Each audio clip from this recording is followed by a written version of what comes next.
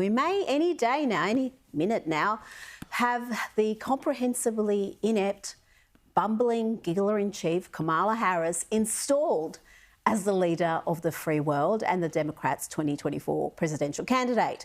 No elections, no primaries, nothing.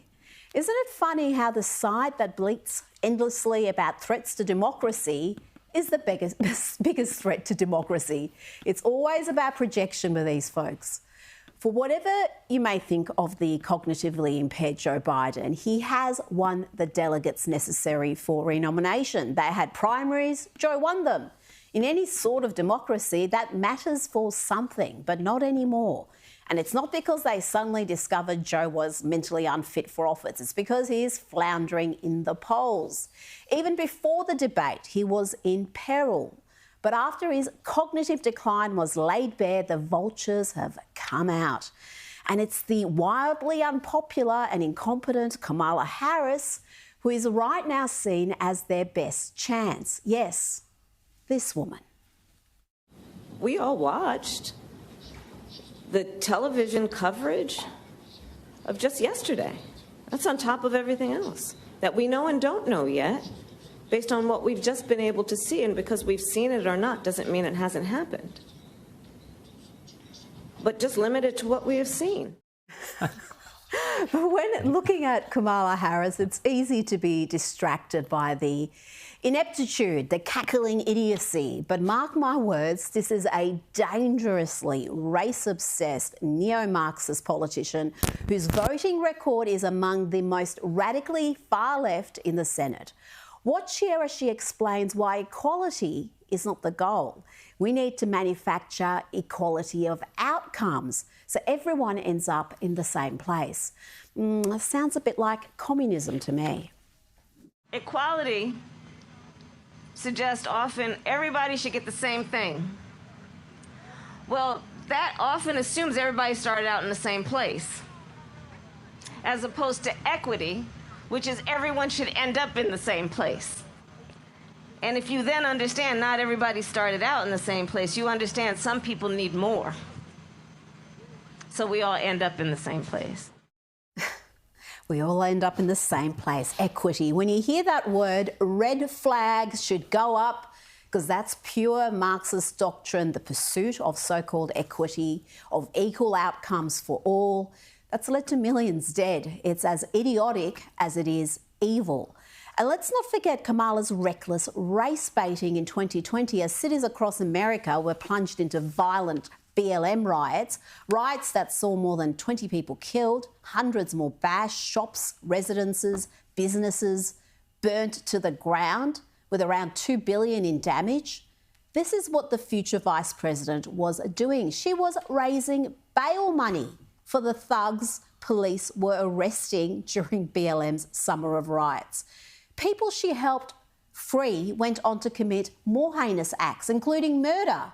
Yes, the headline there is right. Minnesota man freed by Kamala Harris's supported bail fund, now charged with murder. He was found guilty. Now, in any sane world, that may disqualify a person from seeking the highest office in the land. It would at least earn them some widespread criticism, but Kamala's reckless race baiting is really never mentioned by the US media, not by the overwhelming majority of them anyway. To end with a President Kamala Harris would be like having one of the mad banshees of The View in the Oval Office. And wowee, haven't those lovely ladies had an almighty meltdown since the assassination attempt against Trump and the Republican National Convention. Here is the odious Joy Behar attacking Trump for feeling blessed to be alive. I'm speaking to fellow Christians. I was raised Catholic. I'm a Christian girl. When something like this happens to you, like this assassination attempt, and you say something like God was watching me, that is a very unchristian thing to say because it's very narcissistic. What about Corey? What's his name? Corey.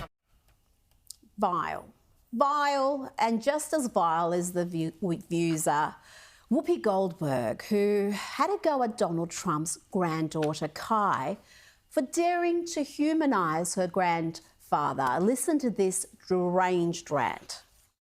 I have a lot of faith in the American people. And I don't know very many men who want to be talked to the way that this man has been talking to men in his audience. I don't know any women, and I know his grandchild was up on the thing, and they're trying to humanize him and change your idea about who this guy is. Don't fall for that. Trump. What sort of sad, twisted and tiny leftist echo chamber does that woman belong to? Has she seen the polls? Yet she doesn't know men or women who like how Trump speaks to them. She has a go at a child for speaking about her grandfather. And the bitter harpies of The View have a message for the Democrats. Install Kamala or else. This is Sunny Hostin. Kamala, if she is leapfrogged and there's just some open convention, no Democratic nominee can win without the black vote. Black women will not support Kamala Harris being looked over. Why? Because she is ready, overlooked. But she is ready to be the president. She's been in the Oval Office with him. She's been in the Situation Room with him. How dare people suggest that she is incompetent? But isn't this a little Just to be clear. How dare they? She's incompetent, Sonny. She's not only dangerously incompetent, she's a chronic underperformer in every key role she's been assigned. She's captured entirely by the radical left. She's wildly unpopular. And if she is the nominee, Donald Trump will win in a landslide. And the American people, indeed all of us, deserve another debate between Biden and Trump.